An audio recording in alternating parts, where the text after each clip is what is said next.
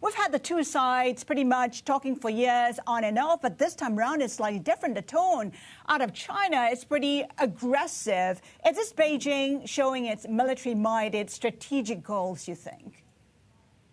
Well, we don't have any clear explanation from China as to why they've decided to take these moves at this time. My own view is that we should also see this in light of the fact that we are seeing increased Chinese territorial assertiveness in other parts of Asia as well. So we have to evaluate this as part of a pattern of behavior. But you're right, there have been tensions on this border for decades. But this seems to be a real turning point. It is a level of tension. Again, fatalities for the first time here in 45 years. We haven't seen anything like this in decades. How much motivation is there on both sides to ease the tensions? We know that both China as well as India are increasingly nationalistic. Right. They are both increasingly nationalistic. This has been a border that, let's say, they both continue to patrol it. They both continue to claim the same area of territory. But I think the steps that China appears to have taken, fortifying, bringing in thousands of troops, have pushed this engagement to a new level of tension. Alyssa, you mentioned about China's, I guess, soft power that we're seeing in the region. Is that what's motivating this latest spat with India? Is this part of a broader foreign aggression that Beijing is basically taking advantage of a leadership vacuum now in the region? Some have also said that we saw this escalation because China was responding to India's move to annex Kashmir last year as well. Where do you sit on that debate? I've got to be honest, I really don't know. We haven't gotten any clear indication from China about their reasons for this particular move at this particular time. We may never get any explanation. There are a variety of theories floating around in the Indian media as well as, frankly, in the U.S. and international media.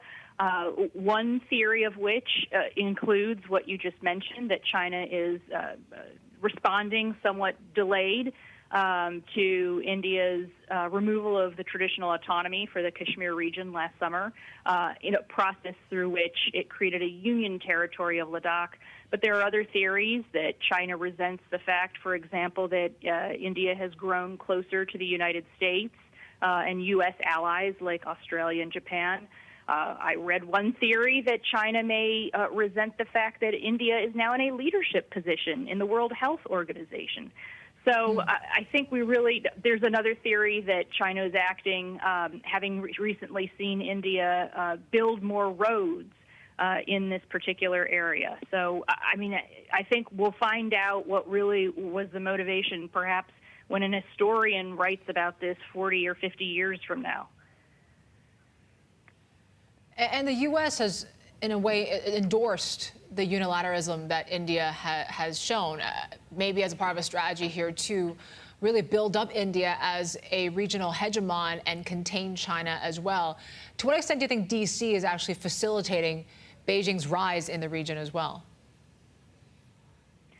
I don't think the United States is facilitating China's rise.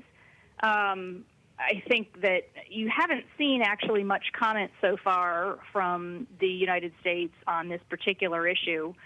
We do know that Secretary Pompeo was meeting his Chinese counterpart in Honolulu in a previously scheduled meeting, so perhaps that's why there hasn't been much comment. But I don't think the United States is seeking to facilitate China's rise. I think the United States, through its partnerships and its allies, is seeking to ensure that Asia isn't dominated by any one power. Alyssa, how should the U.S. engage with India? Could it be in a more meaningful way, like the biannual Rim of the Pacific naval exercises? Should India be involved in that, for example?